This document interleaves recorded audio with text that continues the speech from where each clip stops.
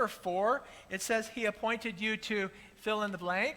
Well, here's one that was applicable for everybody. A specific answer to the last point. He appointed you to experience infinite joy.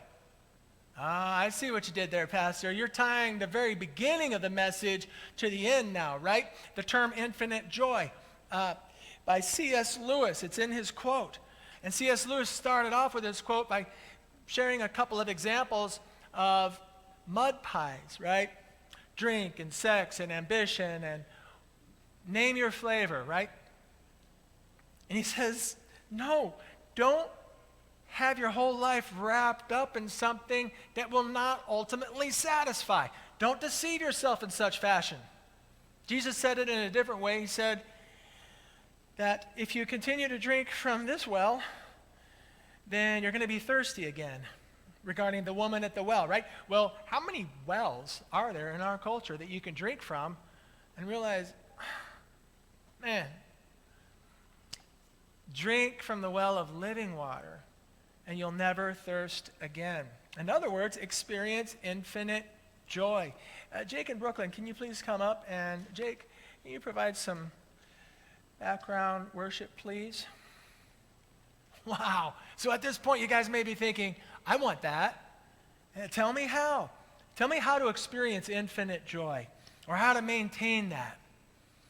Well, the one who made you offers you infinite joy, but you need to let go of whatever you're fooling around with to have it. Like, take what Brooklyn's fooling around with. She got her mud pie. Oh, she doesn't look too happy either. It's like maybe she was happy at the beginning, but now, she's not happy anymore. She was deceived into thinking it would give her ultimate satisfaction, but it's not anymore. See, here's the thing. You need to let go of whatever you have. And then, I bet in the beginning you thought that was all beautiful, huh? But not really anymore. Looks kind of gross, yeah. I hear you. Listen, her hands are full.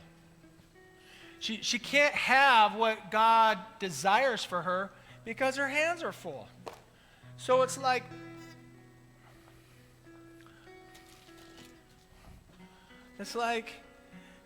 Jesus meets with her and is like, oh, okay, how's that working out for you? Not that great. Yeah. I'm so sorry. I was there with you. I remember when you were crying about that mess. Yeah, you make stuff, like messy stuff, it turns into a messy life, right? Yeah, whatever it is that you guys wrote down on your note sheet, it's like, well, listen, why don't you just give that up? You don't want to give that up? Maybe your self-worth is wrapped up in it, or maybe you get some sort of comfort out of it, right? You're attached to it, attached to the pie. But, oh my goodness, what I have for you though, infinitely greater. Do you believe that? You can give it a try, yeah? Well, what does that mean? That means you're going to have to hand it over. You all right with that? Yes. Trust me. Okay, I trust you. There you go. Infinite joy. Yeah, it's like the most indescribably glorious gift ever, and she takes such delight in opening it. So you're responsible to open it. That means that God is going to say, well, hey, now that you gave that up, well, here's what I want you to do next. Right? Like, I want you to get prayer, or I want you to get counseling, or I want you to, sever that toxic relationship, or whatever it may be that you had your self-worth wrapped up in, or thought you were going to be happy with, but you're not. But I couldn't give her that until she gave up this. Yeah. So, hey, why don't we all stand, and I got another really cool thing that I want us all to do. Thank you so much, Brooklyn. Appreciate it. Let's give Brooklyn a hand. Praise the Lord.